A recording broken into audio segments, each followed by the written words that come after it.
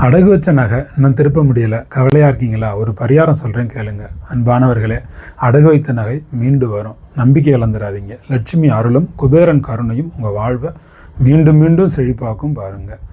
நகையை அடகு வச்சது தோல்வி கிடையாது, அது ஒரு தற்காலிக சோதனை தான்.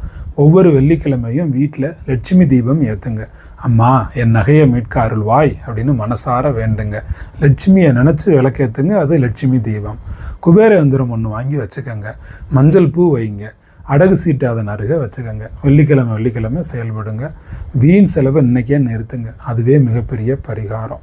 நம்பிக்கை, சேமிப்பு, இது ரெண்டும் சேர்ந்து குபேரன் அருள் உங்களுக்கு கிடைக்கும். நகை தானாக வீடு திரும்பும். இந்த பரிகாரம் உங்களுக்கு உதவி செஞ்சிச்சா அப்படிங்கிறத நீங்கள் செய்து பார்த்துட்டு கமெண்ட் பண்ணுங்கள்.